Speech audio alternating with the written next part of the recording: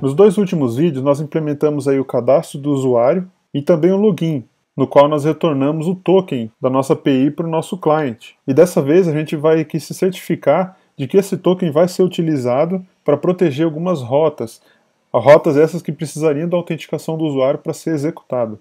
E aqui a gente pode ver, por exemplo, nos produtos, que nem todas as rotas precisam ser protegidas.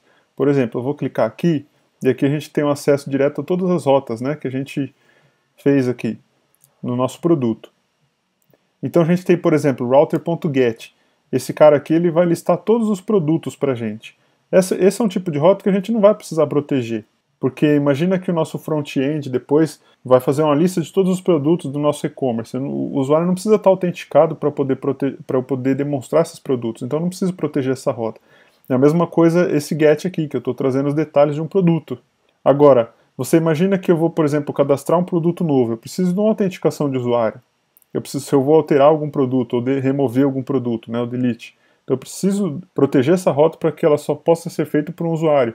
Principalmente se eu for salvar um log, por exemplo, né, se eu for salvar aqui o ID, inserir o ID do usuário que removeu o produto, por exemplo, ou que incluiu um produto novo. Então hoje nós vamos ver um pouco do conceito de middleware. E o que é esse middleware? Se a gente olhar, por exemplo, nesse método aqui que a gente está inserindo o produto, a gente tem aqui, por exemplo, a imagem que a gente está buscando antes de executar o método.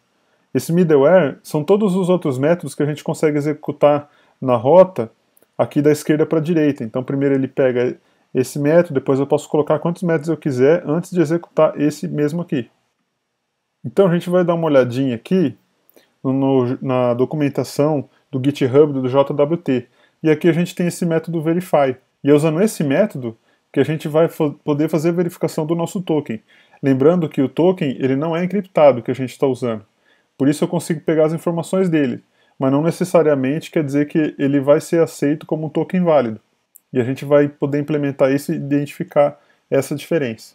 Então aqui a gente vai criar uma pasta, um diretório, né? Na raiz do projeto. Vou chamar ele de middleware.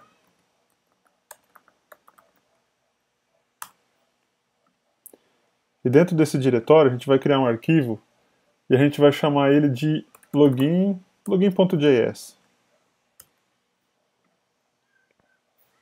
E aqui dentro a gente vai buscar o nosso JWT, né?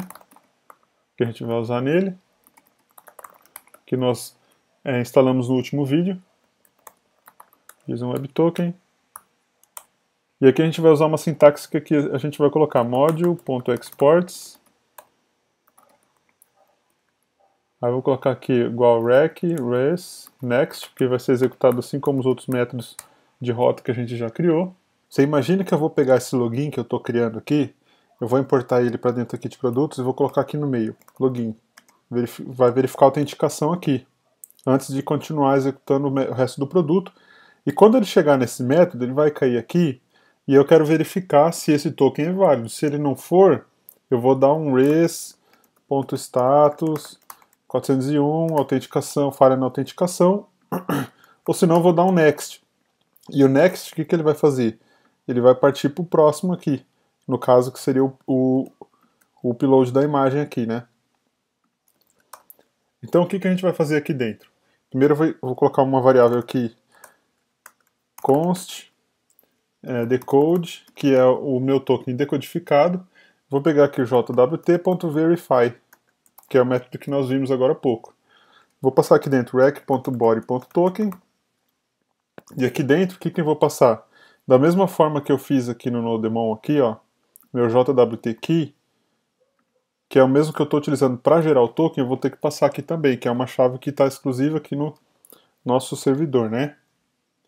Então vai ser o process.env.jwtkey, na verdade. E aqui tudo isso a gente vai querer colocar dentro de um try-catch. Então eu vou copiar essa linha, colocar aqui. E aí se der algum erro, quer dizer que ele não passou aqui na verificação do token. Quer dizer que ele deu um erro.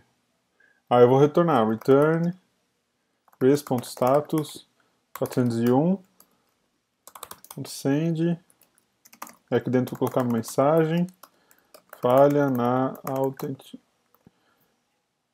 autenticação. Na verdade eu não estou autenticando, né? Estou verificando a autenticação. Não deixa de ser, né? Aí aqui eu vou colocar rec.usuário, e quem que eu vou fazer? Eu vou pegar o decoded. O que significa isso? Então eu vou colocar uma variável aqui, o usuário, que ele é o decoded. Quem que é o decoded? É o meu token decodificado, que eu tenho o meu JSON já com os dados que eu estou trazendo dele. Lembrando que aqui nesse método, vou fechar essa tela aqui, eu estou gerando o token já com o ID do usuário e e-mail. Então, esse meu objeto aqui é o meu JSON já com o ID do usuário e o e-mail. E aí eu vou para o próximo, né? Next. Então eu vou pegar, por exemplo, aqui, vou importar para cá, né? Vou colocar const login igual require // middleware /login.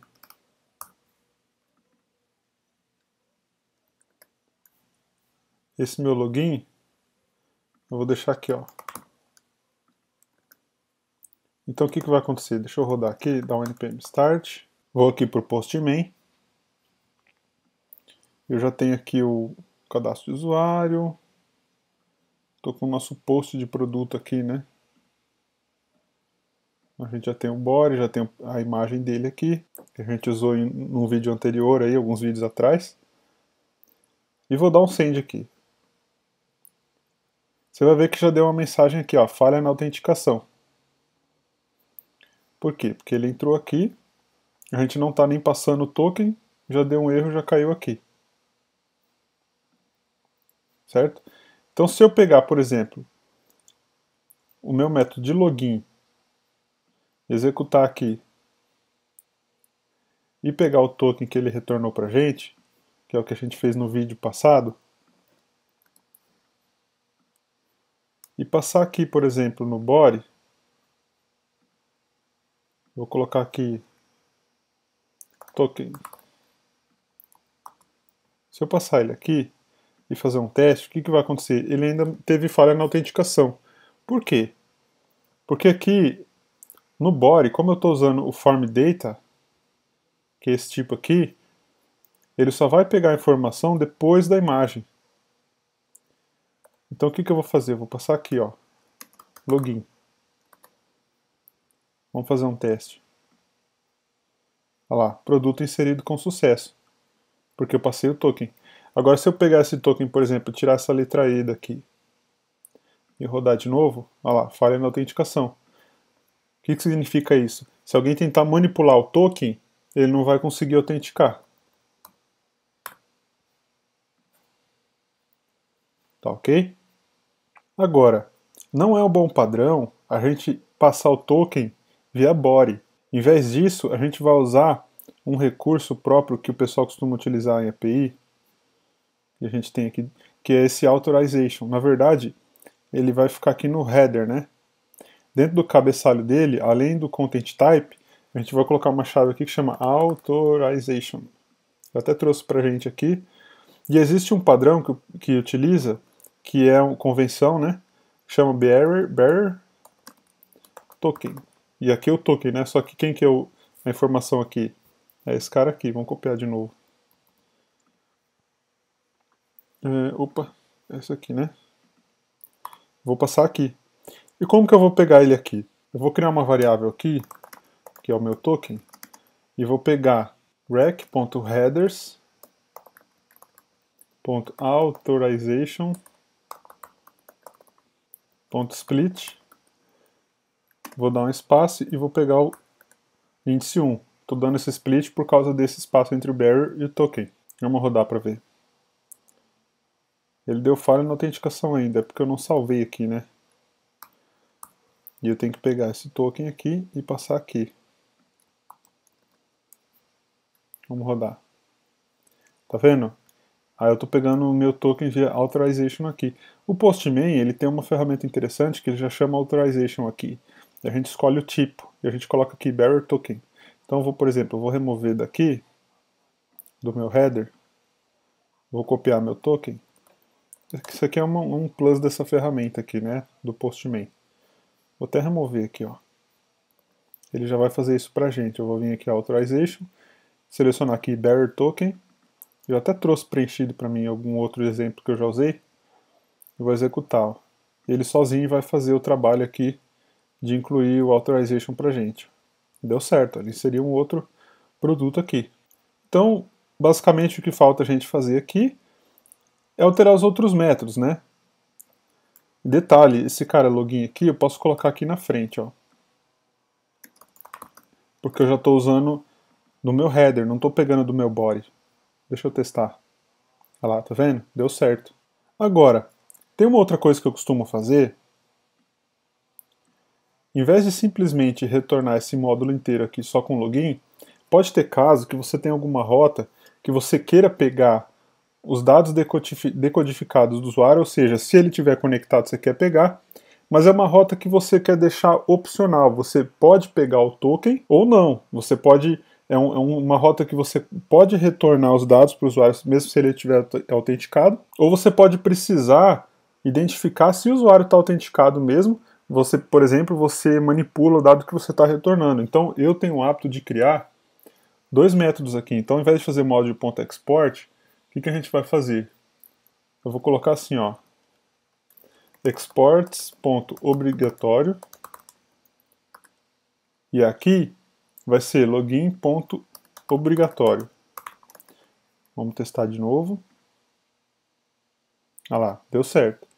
E aqui eu vou criar um outro método. Eu vou copiar esse aqui. E vou colocar exports.opcional. E o que é esse opcional? De um jeito ou de outro eu vou retornar. Eu vou dar um next. Eu vou para o próximo método. O que significa isso? Mesmo se eu não passar o meu token, ele continua. E aí, lá dentro do meu método, eu verifico se eu tenho rec.usuário, por exemplo, para poder prosseguir. O que significa isso, pessoal? Eu vou dar um console.log aqui, já na primeira linha. De quem? Do meu rec.usuário. Porque eu posso precisar, por exemplo, do meu ID do usuário. Você imagina que eu estou chamando um método com o meu usuário autenticado e eu não quero passar no rec.body o ID do usuário. Em vez disso, eu simplesmente passo o meu token no cabeçalho, que ele vai verificar a autenticação e já vai preencher para mim o ID do usuário aqui.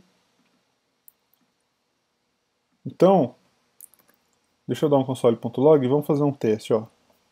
Vou dar um Ctrl J aqui. Ó. Ele trouxe aqui para mim o meu objeto já, ó, meu token. E eu posso simplesmente utilizar ele em alguma lógica de negócio aqui. Você imagina que eu quero inserir o produto, vamos supor que eu quero colocar um ID usuário aqui. Vamos supor que eu tenho um ID usuário de inclusão do meu produto. Aí eu passaria uma informação a mais, passaria ele aqui, ó. rec.usuário.id usuário. Aí que está o X da questão. É por isso que eu posso deixar ele opcional.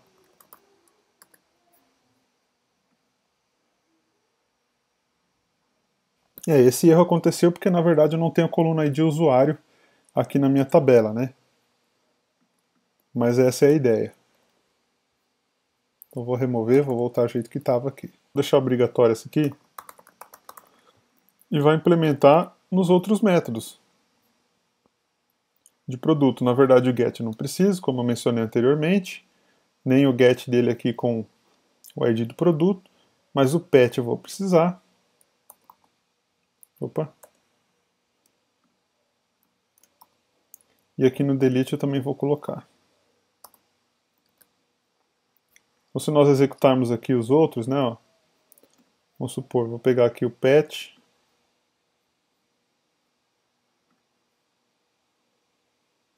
Ó, produto atualizado com sucesso. Se eu passar um token errado, ele vai dar falha na autenticação. E a mesma coisa o delete, né? Vamos abrir um outro aqui. Delete, opa. Aqui delete. Localhost 3000. Produtos. Vou rodar ele, vai dar falha na autenticação. Vou ter que passar o bearer token. Ele já trouxe aqui o último que a gente usou. Produto removido com sucesso. Bom, e é isso. É assim que a gente consegue finalmente implementar o controle de autenticação de usuário sem usar estado de sessão na API. Beleza? Espero que você tenha gostado e a gente se vê no próximo.